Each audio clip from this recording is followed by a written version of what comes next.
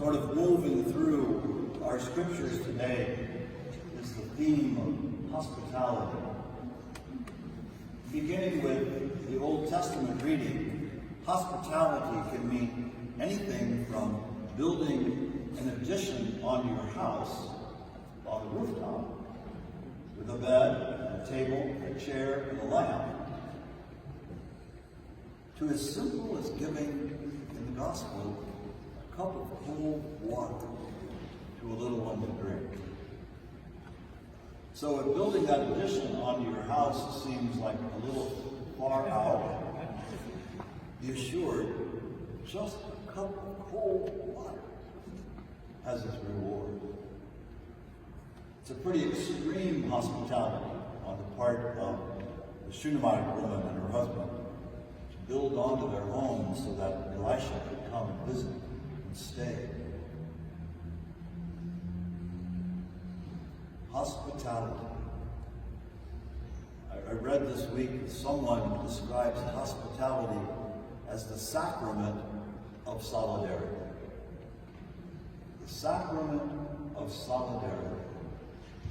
That when we extend ourselves, when we extend our generosity to others, in that sense of solidarity, it's kind of a sacrament. Sacrament of solidarity. St. Paul talks in the second reading today that part of our common experience is because of baptism. Even before baptism, we just have a sense of our common humanity. It says we're supposed to help people. But once we are part of the baptized community, even more so, we are called, we are chosen, as the first song said. We're called, chosen, to practice this sacrament of solidarity toward our sisters and brothers. I'm thinking of some practical ways that we here at St. Francis Seraph try to engage in this sacrament of solidarity. This sense of radical hospitality. Out of our social action committee, we are joining the effort here in Cincinnati to get placed on the November ballot this issue for affordable housing. I think at its deepest level, it's a moral issue, but it's also a political issue, an economic issue, and so I'm not naive enough to know all of us will be on board with this proposal.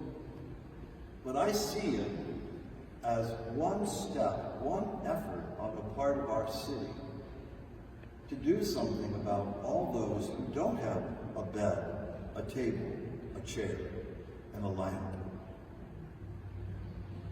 This effort can help give that to more people lacking that today in our city. We don't have to wait for the holy man to come and find a Shunammite woman to take care of him. It can be all of our responsibility in solidarity with those who are without housing. I know all through the week, Monday through Friday, individuals in this parish are helping serve breakfast and supper next door in the St. Teresa of Calcutta dining room. Sacrament of solidarity, real hospitality, whether you're serving the food, cleaning the tables, or doing the dishes. It's all part of hospitality toward our brothers and sisters. Later this month, we're going to be invited to get involved in the annual campaign that Bread for the World sponsors, especially important this year. Every 5 years, that farm bill comes due in Congress.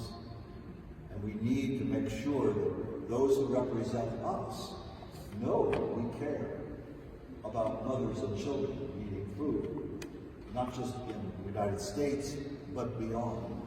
So you'll be invited to be involved in that sacrament of solidarity by adding your voice in that campaign.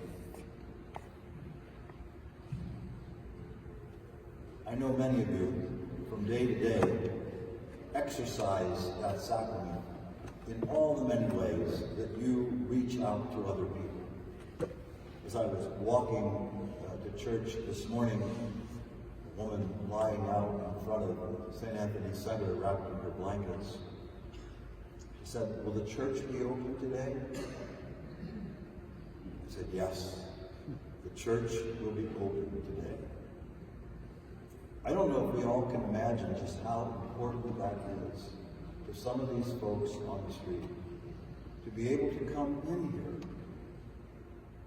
Is it complicated sometimes? You're darn right. It gets kind of messy at times. But that sacrament, that hospitality of simply opening the doors and allowing people to sleep safely, quietly, or to sit here and read a Bible, which they do. That's an act of hospitality that we as a parish have embraced over the past several years. It's important that we practice what Jesus is inviting us to do, what the prophet Elisha experienced. And the prophet Elisha, so thankful for the hospitality offered to him, says, "And how can I gift her? How can I gift her?"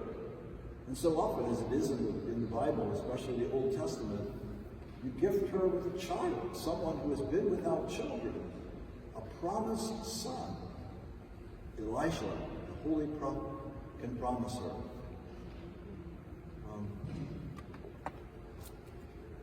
We don't extend hospitality, though, simply because we want a reward. She didn't do it for that. She did it because in her culture, a stranger, a traveler, it was a matter of life or death. Just as it's a matter of life or death for so many people seeking refuge, crossing seas and crossing deserts to try to come to a place of safety. There's another area where we can add our voice to help create a system that can fairly allow people to come and be here, whether it's the United States or Europe facing the same troubles. It's complicated, and yet our common humanity tells us we need to do what we can to help brothers and sisters in need. When we were baptized into a family. Often when we celebrate a baptism, the family that's most prominent are mom and dad, and grandparents, and uncles and aunts and cousins. But we're not baptized just into the family of our origin. We're baptized into this much larger family, this family of faith. And as the baptized, we're challenged to live in that family. We're challenged right now to live in a family of parishes with St. Clement and St. Francis. When you go up Vine Street and past Mitchell, you're in another world. You're in St. Bernard. And when they come down the street, across McMillan, they're in another world, over the line. But what we have in common is our baptism in Christ and this spirit of St. Francis that has caught hold in both of these parishes. And so it will enable us to get out of our comfort zone at times, to try to build a new family among our two parish communities. The sacrament of solidarity. We're in this together. And so I just encourage all of us to extend hospitality in the many number of ways that we try to do. It's hard to extend that hand to every person who asks of you. Yesterday, I very seldom give money away. Just I'd be giving it out all the time. But the guy pulled me to himself and talked about how he's going to have a disability check coming on Monday. We need it a little bit right now. Well, I did. You know, I handed him $5, but then he wanted 10 because he saw there was another 5 in it. I said, no, I need some too. He said, but I don't have anything. Take the 5, brother. Take the 5. An sacrament of solidarity. That is not necessarily recommended that we do that one, but sometimes your heartstrings pull. So, if we're going to be followers of Christ, we're baptized, as Paul says, we're baptized into the death and resurrection of Jesus, we're baptized into a new form of living, then hospitality needs to be a strong characteristic of who we are. And I'm so pleased to know that that is a strong characteristic of St. Francis Xavier Church. And for that we can be grateful. So, as we move into these summer months, there will be a number of times the theme of hospitality appears. And let's continue growing in that sacrament ourselves.